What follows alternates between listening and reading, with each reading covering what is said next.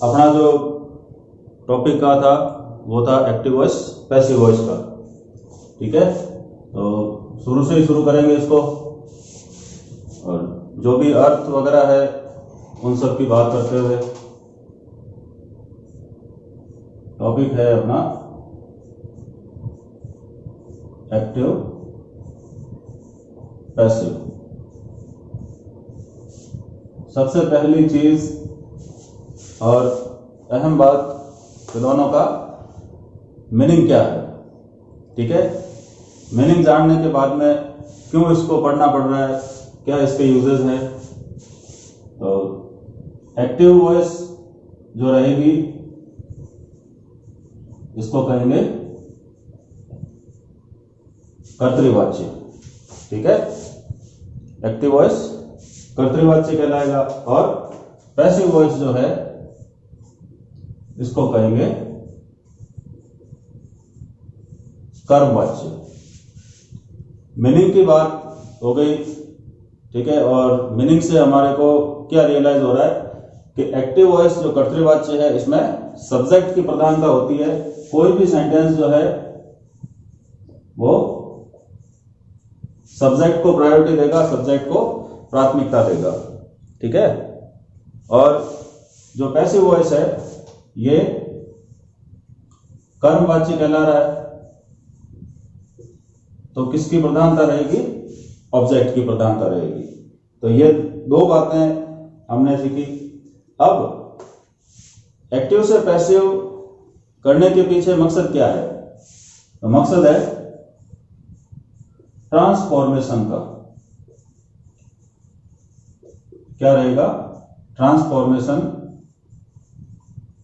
जिसको हिंदी में हम क्या कहेंगे? रूपांतरण।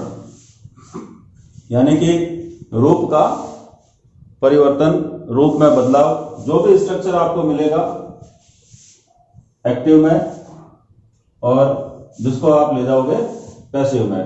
ठीक है ना, तो कर्तृवाच्य को कर्मवाच्य में क्या करेंगे हम लोग? रूपांतरण करेंगे, ट्रांसफॉर्मेशन करेंगे।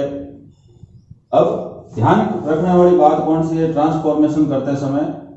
पहली चीज हर बार बताता हूं कि टेंस का परिवर्तन नहीं होगा। ठीक है, टेंस में किसी प्रकार से कोई भी बदलाव नहीं किया जाएगा, कर भी नहीं सकते हो, होगा भी नहीं। दूसरी बात, जो मीनिंग है इसका, उसमें भी परिवर्तन नहीं होगा।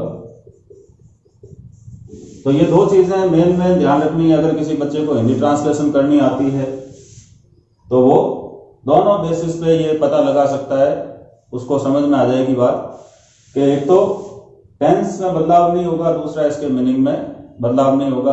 तो फिर तीसरी जो बात है स्ट्रक्चर की, ढांचा, इसमें परिवर्तन होगा।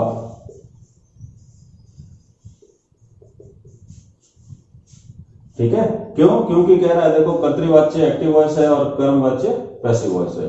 तो सेंटेंस की शुरुआत एक्टिव वॉइस में सब्जेक्ट से होगी और पैसिव वॉइस में ऑब्जेक्ट से होगी। तो ये हमारे को क्या बताने की कोशिश कर रहा है? स्ट्रक्चर में परिवर्तन। ठीक, इन तीन बातों को जो है मेनली ध्यान रखना है। अब कुछ नियम कानून कायदे भी हैं, इसका कोई अगर स्क्रीनशॉट लेना चाहता है तो ले ले। ठीक है, ये तीन तो पहले आपको ध्यान में रखनी पड़ेगी बातें। फिर ट्रांसफॉर्मेशन के कुछ रूल्स है, उन रूल्स की बात करते हैं। सेंटेंस मेकिंग वगैरह सब बात की बातें हैं। कौन कौन से नियम जो है हमारे को ध्यान में रखने पड़ेंगे? सबसे पहला रूल नंबर फर्स्ट अगर हम बात करें तो ये यहीं पर दिखाई दे रहा है कि सब्जेक्ट को ऑब्जेक्ट बनाना है और ऑब्जेक्ट को सब्जेक्ट बनाना है।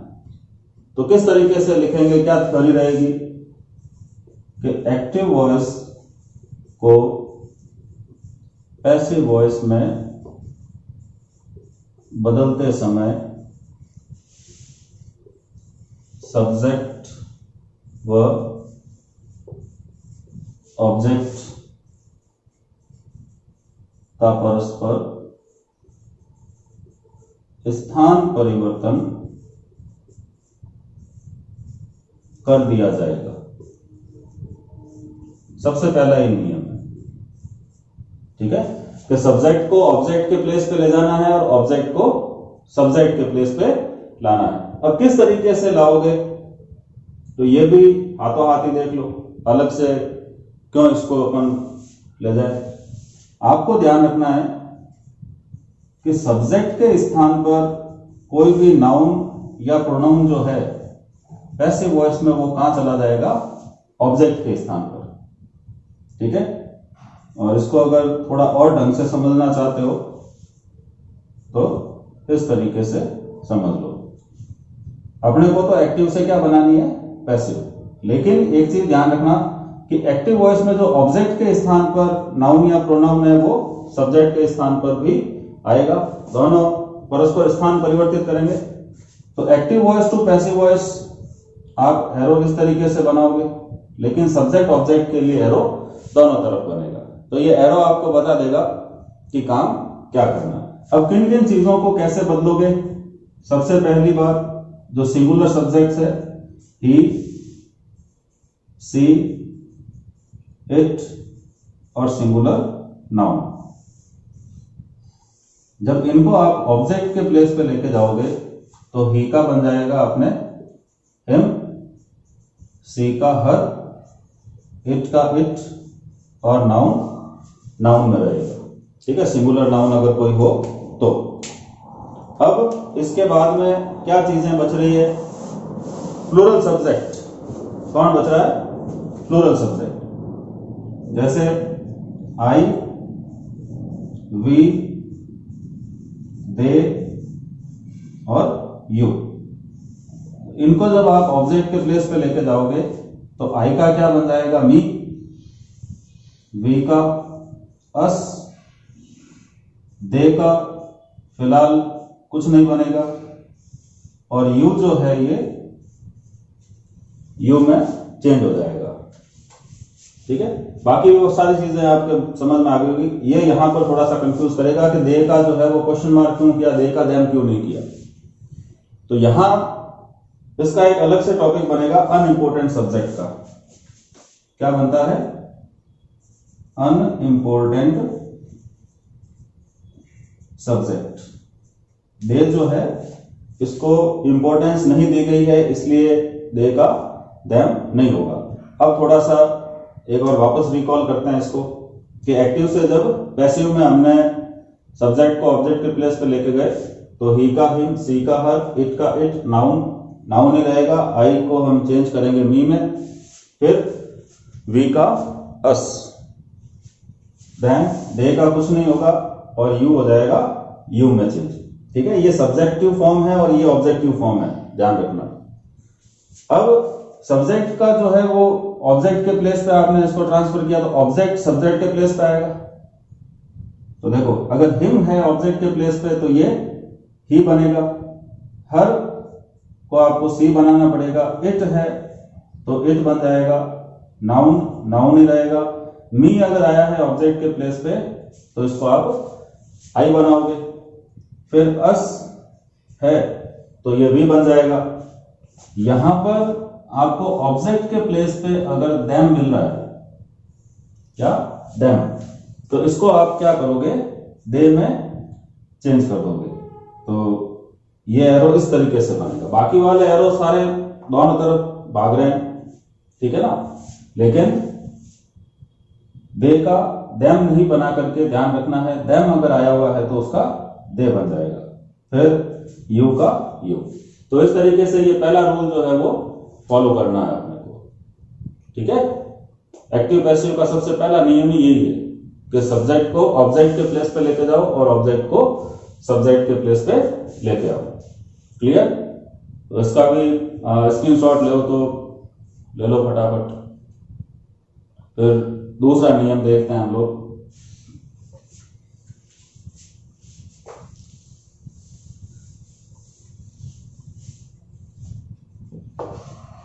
देखो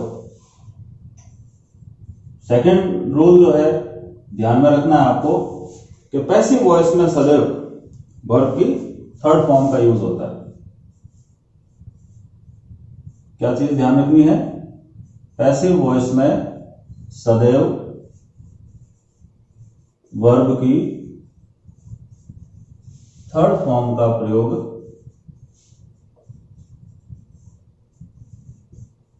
किया जाएगा। ठीक है, पैसिव वॉइस थर्ड फॉर्म पे ही चलता है। अब कैसे करना है, क्या करना है, वो सारी चीजें अपन जब टेबल ऑफ टेंस करेंगे तो उसमें बता दूंगा। अब तीसरा और अंतिम नियम ये क्या कहता है कि पैसिव वॉइस में ऑब्जेक्ट के स्थान पर लिखे गए नाउन या प्रोनाउन के पूर्व वाई का प्रयोग किया जाएगा। ये आप ध्यान रखें। ठीक है, क्यों? क्योंकि अब ये जो सब्जेक्ट के प्लेस से आप जिसको लेके आए हो ऑब्जेक्ट के प्लेस पर, वो नाउन या प्रोनाउन अब एजेंट की भूमिका में क्या बन गए हैं? ये एजेंट, अभिकर्ता। ठीक है, तो ये 3 मोटे मोटे नियम हैं जिनको आपको फॉलो करना पड़ेगा हर जगह पर। अब बात करते हैं अपने टेंसेस की। सबसे अहम चीज यही है कि टेंस का खास ख्याल रखना पड़ेगा। ठीक है, कौन कौन से टेंसेस आपको यूज करने हैं, किस तरीके से सेंटेंस जब ड्राफ्टिंग करोगे आप क्या क्या बदलाव इसमें रहेंगे, तो इन सब चीजों को फॉलो करना होगा। तो इसको मैं रफ कर देता हूं और अपन चलते हैं टेबल ऑफ टेंस पे। साथ में सेंटेंस की भी ड्राफ्टिंग होती चली जाएगी और टॉपिक भी आगे बढ़ जाएगा। देखो, सबसे पहली चीज आप ध्यान रखोगे कि एक्टिव से जब पैसिव में चेंज करोगे सेंटेंस को, तो सबसे पहली टाइप आपको मिलेगी अफर्मेटिव और नेगेटिव सेंटेंस की। अब जब आप एक्टिव से पैसिव में सेंटेंस को ट्रांसफॉर्म करोगे तो फर्स्ट जो टाइप है अपनी, वो क्या मिलेगी अपने को? अफर्मेटिव या नेगेटिव सेंटेंस। तो इसमें आप किस तरीके से ड्राफ्टिंग करोगे, कौन कौन से टेंस रहेंगे, तो उनका ख्याल रखना है। सबसे पहला जो टेंस रहेगा अपना, वो रहेगा प्रेजेंट इनडेफिनिट। दोनों ही चीजें मैं साथ में क्लियर करता जाऊंगा, अफर्मेटिव और नेगेटिव की।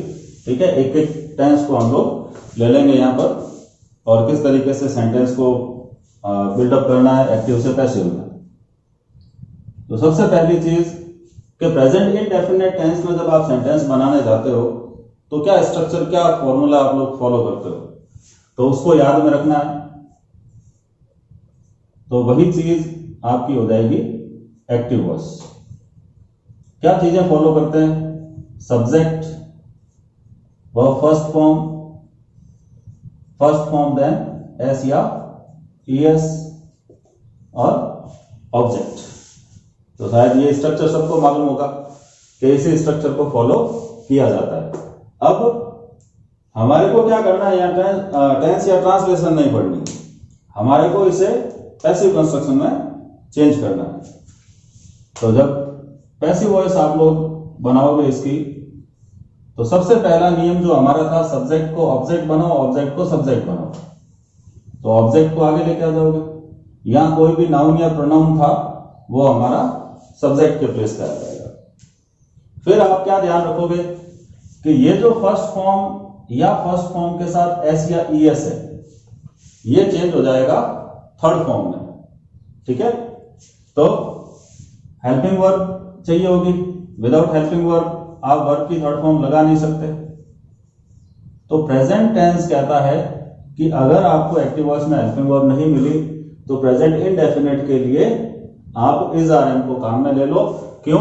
क्योंकि ये बी जो है उसकी फर्स्ट फॉर्म के अंतर्गत मानी जाएगी और प्रेजेंट टेंस सारा का सारा फर्स्ट फॉर्म पे चलता है। अब ये फर्स्ट फॉर्म या इसके साथ आने वाला एस या ईएस, इसको आप थर्ड फॉर्म में चेंज कर दो। फिर जो सब्जेक्ट था ये ऑब्जेक्ट के प्लेस पे चला गया तो बाय लगाकर सब्जेक्ट हो जाएगा। ठीक है, तो इस स्ट्रक्चर को आप अगर फॉलो करोगे तो सेंटेंस सही रहेगा, नहीं तो कभी सही नहीं होगा। कुछ एग्जाम्पल जो है मैं लिख रहा हूं और फिर उनको अपन चेंज करके देखेंगे। जैसे शी राइट्स अ नॉवल, एक सेंटेंस लेते हैं, आई रीड अ बुक, एक सेंटेंस लेते हैं, Radha does not teach English, और एक सेंटेंस लेते हैं अपन, you do not kick the dog. तो 4 सेंटेंस है अपने पास, 2 हो गए अफर्मेटिव के, 2 हो गए नेगेटिव के। ठीक है, और सारा स्ट्रक्चर हमारे पास में पड़ा है, इसी को फॉलो करना। पहले जो चीज हमारे पास में है उसको हम लोग एक्टिव वॉइस से मैच करके देख लेते हैं। ठीक है, तो फर्स्ट सेंटेंस है शी राइट्स अ नॉवल। तो इसमें देखोगे आप, मेरा एक ध्यान रखना फॉर्मूला कि अगर आपको मालूम नहीं चल रहा है कौन सी चीज क्या है तो इसी स्ट्रक्चर को हमेशा फॉलो करते रहो। सेंटेंस में से वर्ब को फाइंड आउट कर लो, फिर इससे आप पूछोगे हु, देन व्हाट या होम। तो ये स्ट्रक्चर, ये फॉर्मूला क्या एहसास करवाएगा कि सेंटेंस में जो भी है, सब्जेक्ट है, वर्ब है, ऑब्जेक्ट है, उन सारे के सारे चीजों की इंफॉर्मेशन आपको दे देगा इजीली। तो कोई भी सेंटेंस आता है, वर्ब आप निकाल करके उससे क्वेश्चन कर लो हु, तो ये आपको इंफॉर्मेशन दे देगा सब्जेक्ट की। फिर व्हाट या होम जब आप इससे पूछोगे तो ये इंफॉर्मेशन दे देगा ऑब्जेक्ट की। और ऊपर अगर आप एक्टिव वॉइस का स्ट्रक्चर देख रहे हो तो सारी चीजें बिल्कुल इसी के अकॉर्डिंग मैच कर रही है, इसी हिसाब से दी हुई। ठीक है, तो कंफ्यूजन नहीं रहेगा। यहां पर आपका पहला काम यही रहेगा कि वर्ब को पकड़ लो और उसके साथ में आने वाली हेल्पिंग वर्ब्स को पकड़ लो। वो आपको पर्टिकुलर टेंस के बारे में इंफॉर्मेशन दे देगी। कैसे कि फर्स्ट सेंटेंस में आपको मिल रहा है राइट्स, यहां थोड़ा सा टाइम लगेगा, कोई बात नहीं, छो लगता, आगे थोड़ा सा स्पीडली हो जाएगा। ठीक है, राइट्स ये फर्स्ट फॉर्म के साथ ऐसे ही आ रहा है, देख लें आप। फिर रीड, ये वर्ब की फर्स्ट फॉर्म भी होती है, सेकंड फॉर्म भी होती है और थर्ड फॉर्म भी होती है। कैसे कि रीड, रेड, रेड। ठीक है, अब ये थर्ड फॉर्म होने से रही क्योंकि इसके साथ में has, have, had, will have, shall have नहीं आ रहा। फिर फर्स्ट या सेकंड फॉर्म हो सकती है। अभी अपन फिलहाल प्रेजेंट इंडेफिनिट टेंस को लेकर के बना रहे हैं तो ये फर्स्ट फॉर्म है। अगर इसको सेकंड फॉर्म देनी होती तो पीछे ये यस्टरडे, प्रीवियस, लास्ट ऐसा कुछ करके दे देता। ठीक है, तो अभी सिर्फ और सिर्फ आप इतना ध्यान रखें कि ये वर्ब की फर्स्ट फॉर्म है, इसके अलावा कुछ भी नहीं। आगे तीसरे और चौथे सेंटेंस की बात करते हैं। Does not, then first form, do not, then first form. तो ये चीजें आपको क्या इंफॉर्म कर रही है टेंस के बारे में, और टेंस कौन सा है, प्रेजेंट का इनडेफिनिट टेंस है। अब वर्ब आपने फाइंड आउट कर ली, इस वर्ब को क्या क्वेश्चन करना है, हु, काम को करने वाला कौन। तो फर्स्ट सेंटेंस में देखो आप, who writes, see, who read, I, who teach, Radha, who kick you. तो सब्जेक्ट मालूम चल गया। अब पीछे बच रहा है आपका व्हाट और whom, जो क्या इंफॉर्मेशन देगा, ऑब्जेक्ट की इंफॉर्मेशन देगा। तो आप वर्ब को ही क्वेश्चन करोगे, राइट्स को क्वेश्चन करें, व्हाट राइट्स, क्या लिखता है, क्या लिखती है, तो ये कहेगा अ नावल। व्हाट रीड या whom रीड, तो व्हाट रीड का आंसर आएगा आपका अ बुक। ठीक है, इसी तरीके से आप क्वेश्चन करोगे व्हाट टीच या whom टीच, तो जिस किसी का भी आंसर जो कुछ भी आए वो आपका ऑब्जेक्ट हो जाएगा।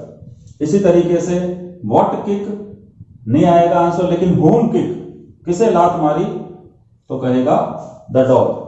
तो ये हो गया अपना ऑब्जेक्ट। ठीक है, अब ऑब्जेक्ट के लिए क्या बात कही गई है अपने को पैसिव वॉइस में, आगे लेके आ जाओ। तो फर्स्ट सेंटेंस में ऑब्जेक्ट था आपका अ नावल, सेकंड में था अ बुक, थर्ड में इंग्लिश, और फोर्थ में आपके है द डॉग। तो ये ऑब्जेक्ट्स को जो है हम लोग आगे लेके आ गए। अब बात करते हैं हेल्पिंग वर्ब्स की। प्रेजेंट इंडेफिनिट टेंस है, तो इस आरएम में से कोई एक लगेगी लगा देंगे। फर्स्ट में आप देखो सिंगुलर है नावल, तो यहां इस का प्रयोग किया। सेकंड में अ बुक, ये भी सिंगुलर है, इस का प्रयोग किया। थर्ड में इंग्लिश सिंगुलर है, इस का प्रयोग करोगे, नेगेटिव है तो नॉट लगा दो। और फोर्थ में डॉग, ये भी सिंगुलर है तो इस का प्रयोग करेंगे और नॉट लगा देंगे। ठीक है, प्लूरल हो तो आप आर लगा दो, और अगर यहां आई अगर आता है तो एम का प्रयोग कर लो। नेक्स्ट, इस आर एम के बाद में बारी आती है वर्ब की थर्ड फॉर्म की। तो जितने भी वर्ब्स आई हुई है उन सबकी थर्ड फॉर्म हमारे को मालूम होनी चाहिए। फर्स्ट जैसे कि राइट था, तो राइट की थर्ड फॉर्म हो जाएगी रिटन। रीड की थर्ड फॉर्म अभी मैंने बताई थी, रीड, रेड, रेड। ठीक है, थर्ड में बात करते हैं टीच की थर्ड फॉर्म हो जाएगी टॉट। और फोर्थ सेंटेंस में आया है आपके किक, तो किक की थर्ड फॉर्म हो जाएगी किक्ड। ठीक है, तो इस तरीके से आपके ये वर्ब की थर्ड फॉर्म्स आ गई। अब बात करते हैं बाई लगा करके सब्जेक्ट को पीछे ले जाना है। तो फर्स्ट सेंटेंस में था सी, तो इसका हो गया हर। सेकंड में बाय मी, थर्ड में हो जाएगा बाय राधा क्योंकि ये नाउन है,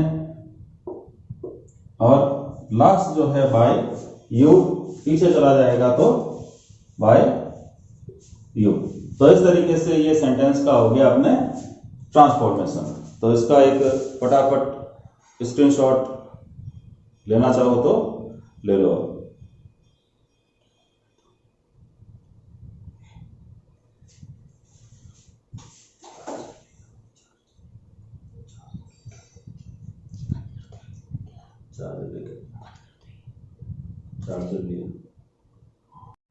प्रेजेंट इंडेफिनिट टेंस के बाद में अगला जो है अपने पास्ट इंडेफिनिट का आ जाएगा।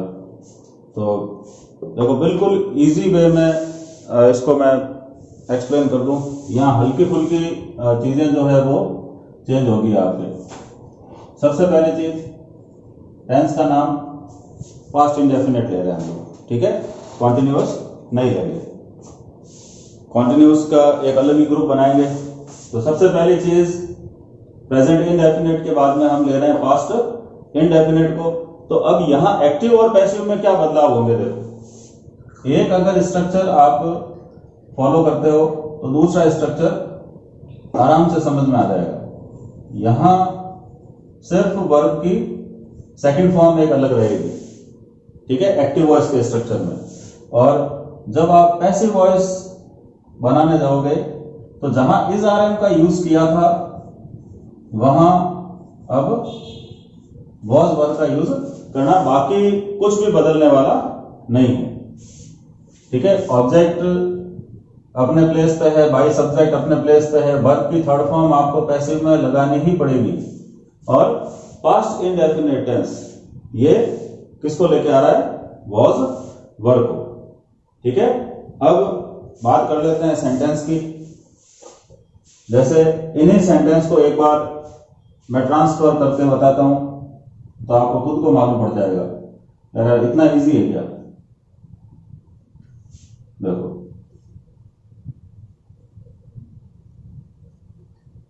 सिर्फ वर्ब और हेल्पिंग वर्ब्स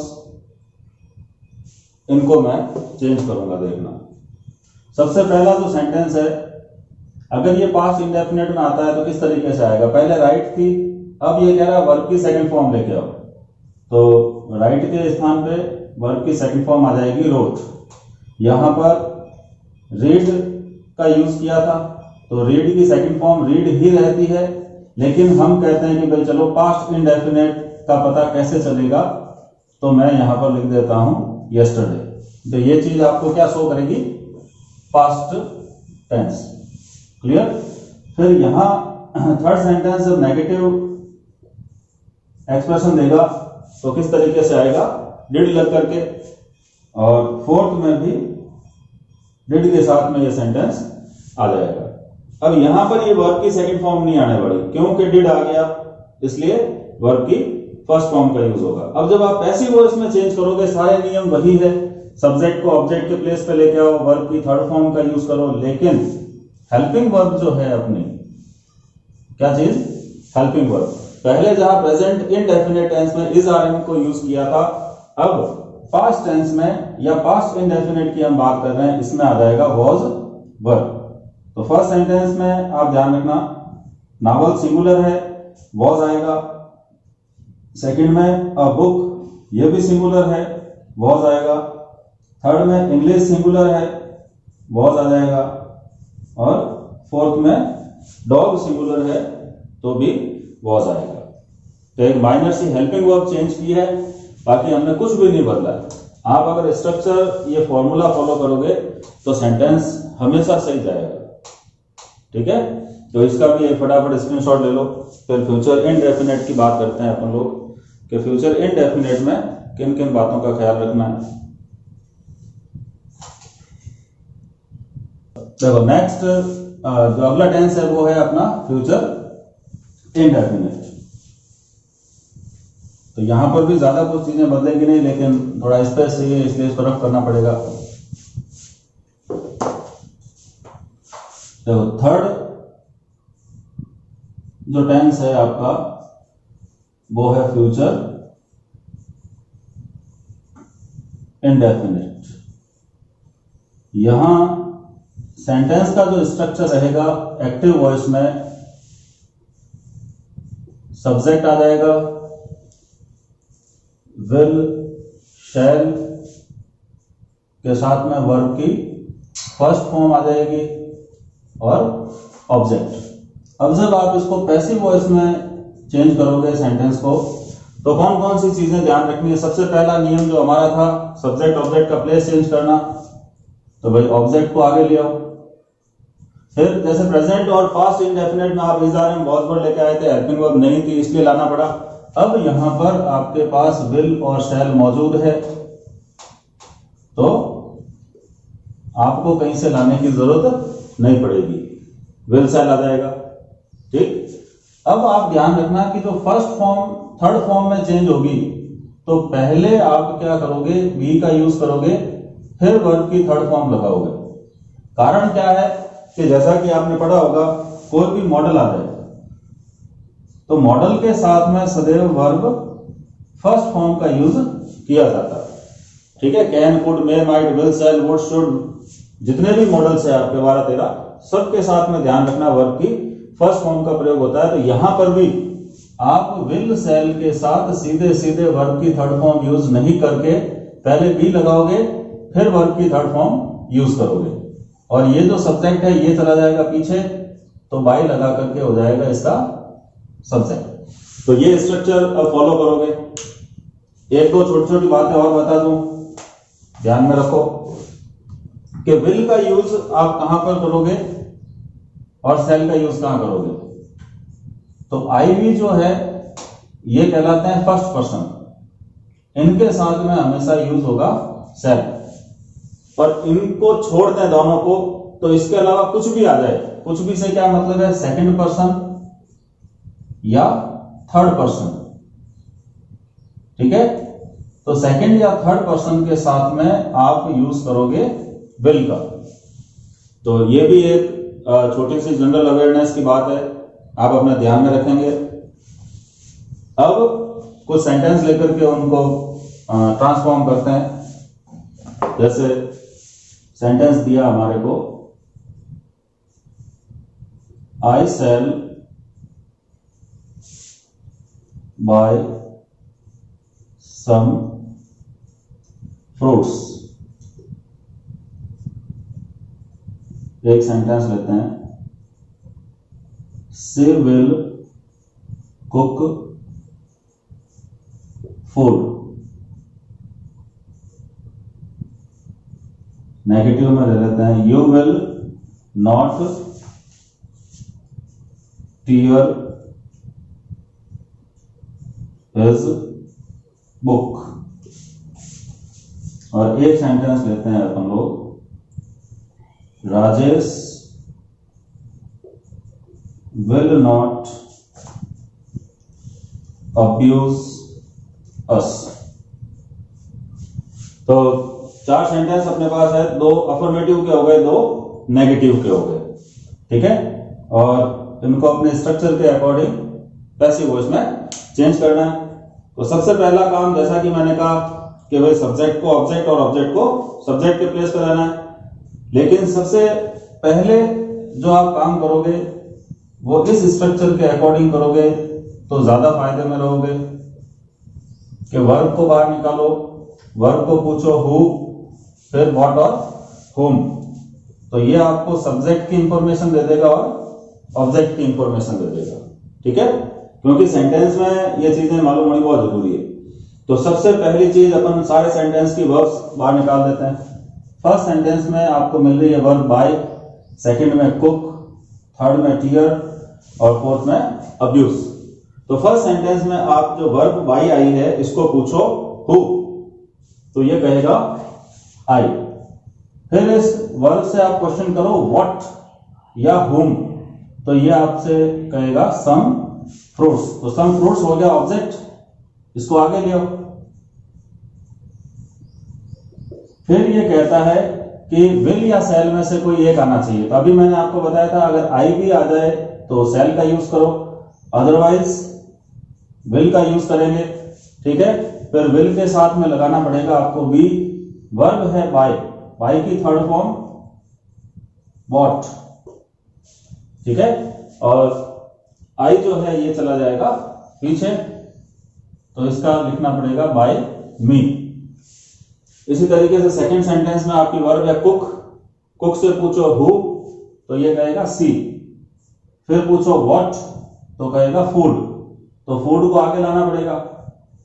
इसके साथ में आप लगाओगे विल, फिर बी और वर्ब की थर्ड फॉर्म आ जाएगी कुक का कुक, और सी चला जाएगा पीछे, तो बाय हर। इसी तरीके से थर्ड सेंटेंस जो है इसकी वर्ब थर्ड सेंटेंस में वर्ब है आपके टीयर, तो टीयर से पूछेंगे हु टीयर, तो कहेगा यू, तो ये आपका सब्जेक्ट हो गया। अब इससे पूछो व्हाट टीयर, तो हिज बुक, तो ये अपना ऑब्जेक्ट है, इसको आगे ले आओ, तो यहां आ गया हिज बुक। फिर कह रहा है कि हेल्पिंग वर्ब चाहिए, तो ये थर्ड पर्सन है, विल नेगेटिव है तो नॉट, और इसके साथ में लग जाएगा बी। अब कह रहा है कि वर्ब टीयर की थर्ड फॉर्म, तो टीयर टोर टॉर्न, ठीक। और यू को आप पीछे ले जाओगे तो ऑब्जेक्ट के स्थान पर क्या आ जाएगा, बाय यू। इसी तरीके से फोर्थ और लास्ट सेंटेंस, वर्ब क्या है अब्यूज, इससे पूछो हु अब्यूज, तो ये कहेगा राजेश। कहेगा व्हाट अब्यूज या whom अब्यूज, तो कहेगा अस। अब इस अस को आगे लेके आ जाओ, तो क्या बन जाएगा वी, और वी के साथ में मैंने बताया था आई वी के साथ में आप यूज करोगे सेल। नेगेटिव है तो नॉट, फिर बी, और अब्यूज्ड। अब ये राजेश ऑब्जेक्ट के प्लेस पे गया तो यहां आ जाएगा बाई राजेश। ठीक है, तो आप स्ट्रक्चर्स को फॉलो करें, जिसको आप फॉर्मूला में नाम दे सकते हो, तो इससे अपने इजी हो जाएगा। तो ये इनडेफिनेट के जो ग्रुप थे जिसमें प्रेजेंट, पास्ट और फ्यूचर इनडेफिनेट को हमने लिया।